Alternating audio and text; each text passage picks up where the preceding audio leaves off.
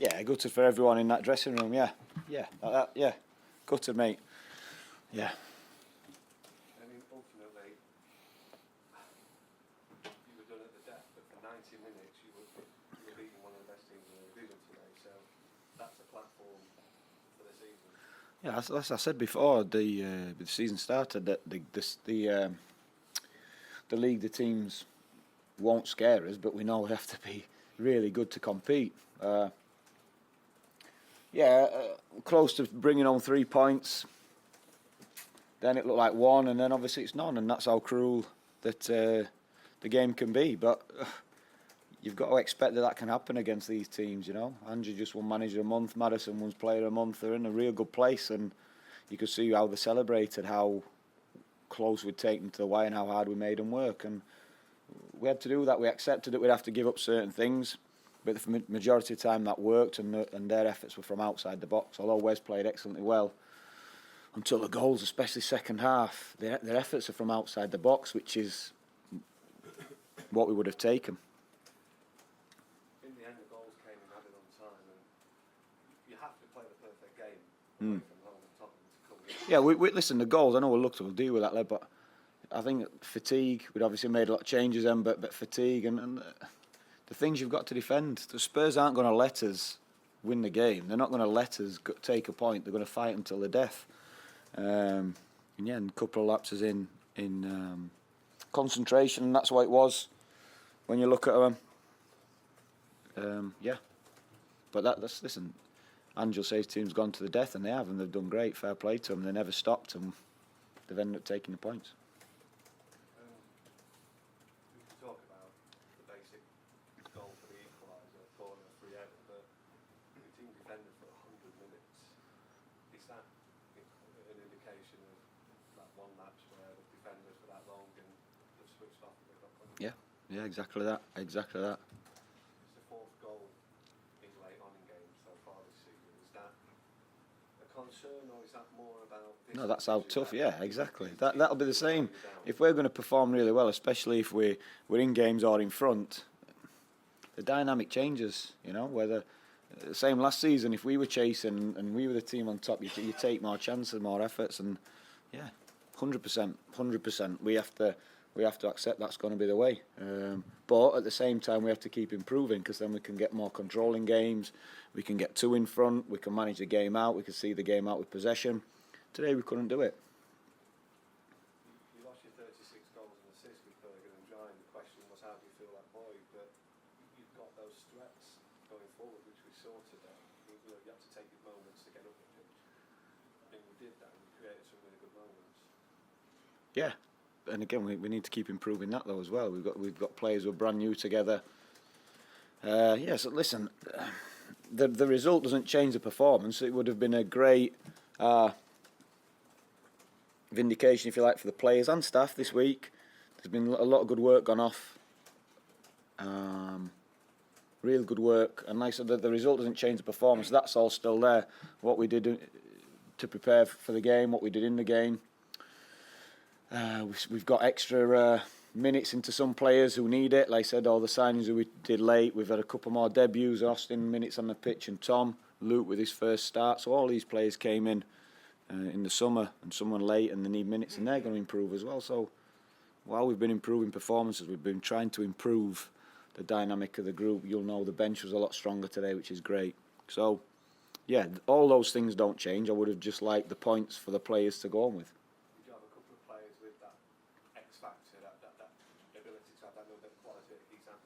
Palmer's composure for that goal, excellent. You must be really, really pleased with how quickly he's settled in following his move. Yeah, it doesn't surprise me though. I think you all know what I think of him as a player, and obviously our window was a bit chaotic, and the moment we thought we could get him when things changed financially, and we just went straight after it and tried to get that done, and I'm still surprised, still delighted that we managed to get him. So yeah, from my point of view, is I think he's a good lad, good player.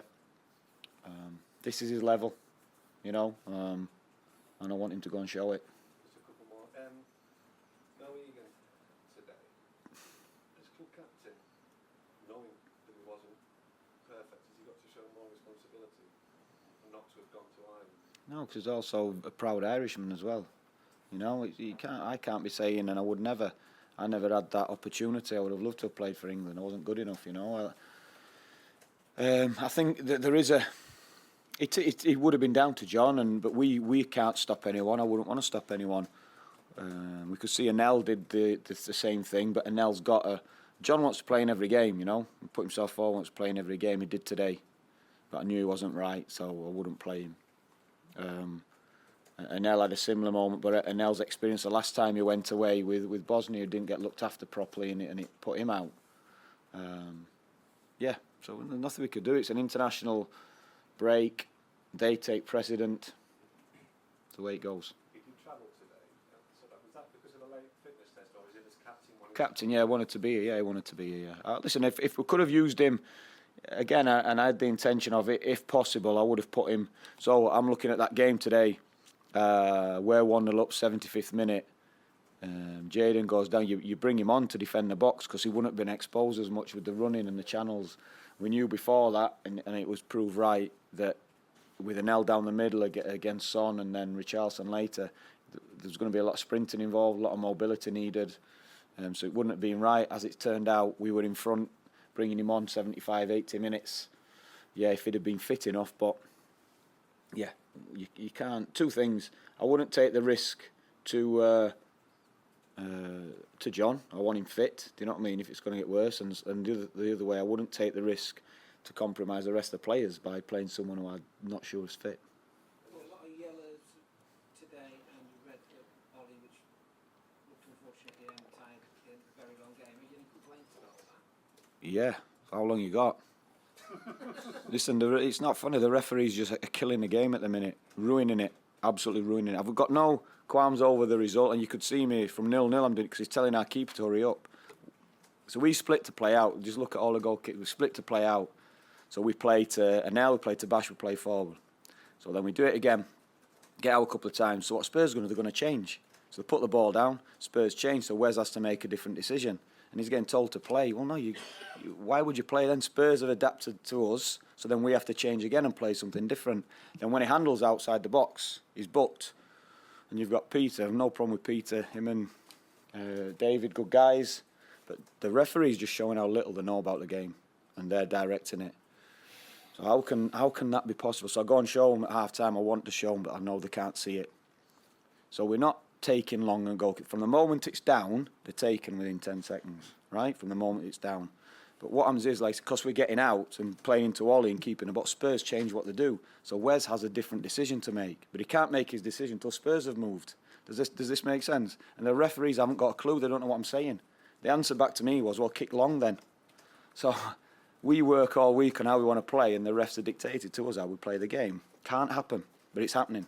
What do you want them to change? Just Understand the game. They've got obsessed with this time wasting, with these yellow cards for this and this and this. They came over and warned about multi-ball 4 times. You're meant to get rid of it if you're not happy with it. You just kept coming over. Guess what happens then? Slows the game down again. Haven't got a clue what they're doing. Haven't.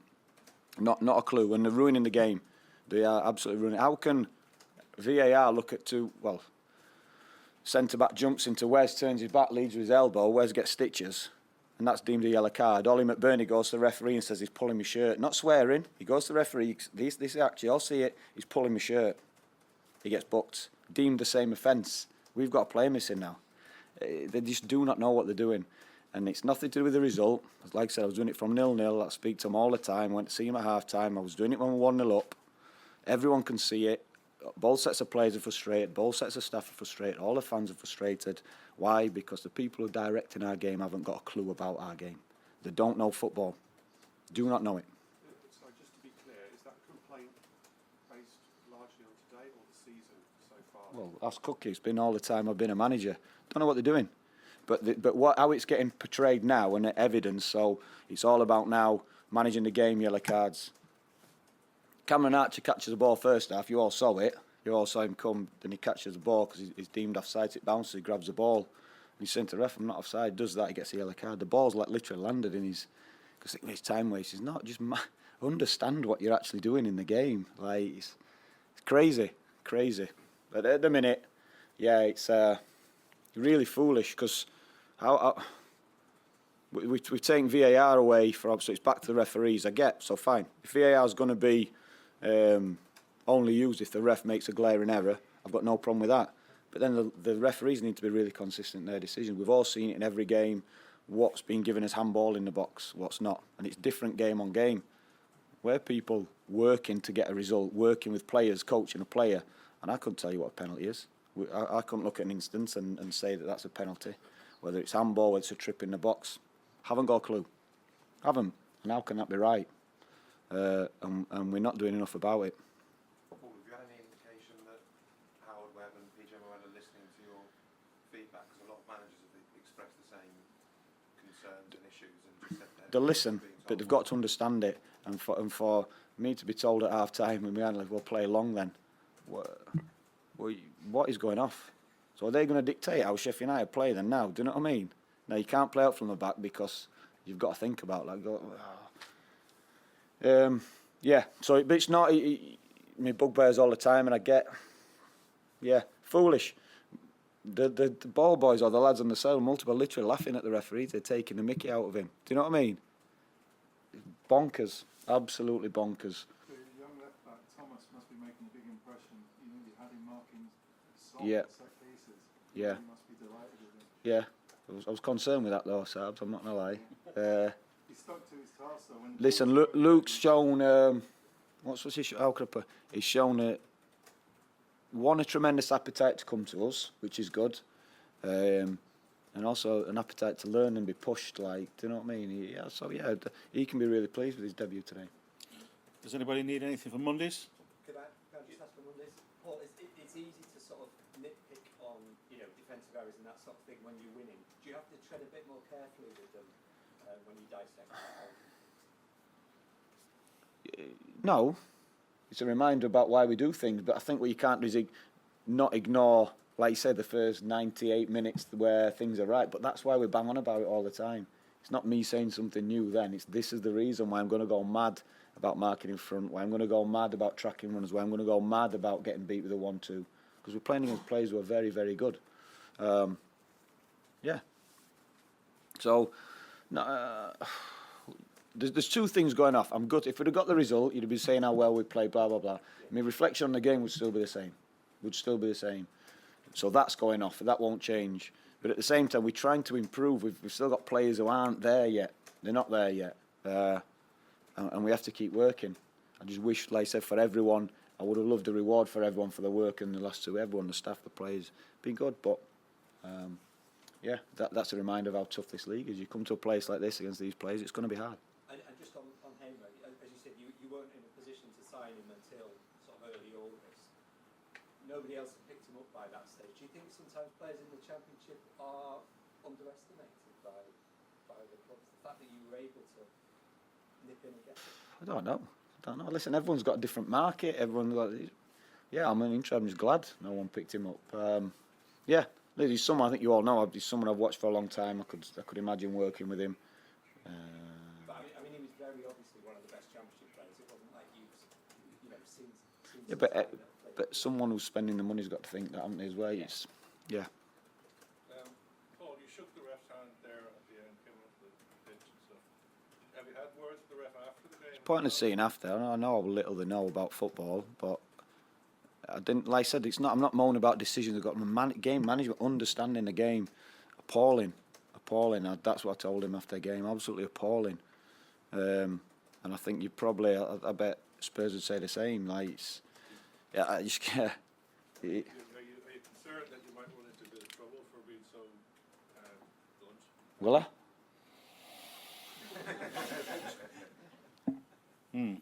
But it is though. It's not me. Listen, it's my opinion. Everyone might disagree, but I get concerned where the game's going. Do you know what I mean?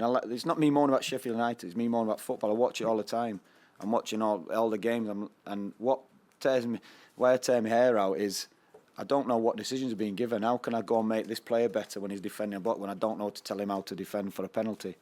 Does this make sense? Game management. Well, we've worked really hard and now we're playing. You know what? Working really well. We have to kick long. And we end up shouting on towards the end Robbo was still looking to split to play, and we're panicking, thinking we've seen Peter wave Wes all the time, thinking he's going to book him, and we have to make sure then Robbo's sprinting up, so it wouldn't be Wes's fault. Wes can't take the kick till Robbo's up, and he's threatening to book our goalkeeper because one of our players who's just made a sliding tackle in the bottom corner can't sprint 50 yards, and they don't know what they're doing because they don't understand the game. That would have been a sending off then. It was sending off. But he got someone anyway, didn't he? He got Ollie for telling him that someone pulled his shirt. You know what I mean? He's bonkers. You are, I mean, you did promise that the team would improve as the season went on, and I think it's happening, isn't it? Yeah. Yeah, we'll keep improving. We'll keep improving. Thanks. So what's Egan's injury, sir? It is his knee and his ankle. It's his knee that's sore at the minute. So he did in the last game against Everton. That's why he got brought off. Thanks, guys. Thanks all. Thank you. Thanks.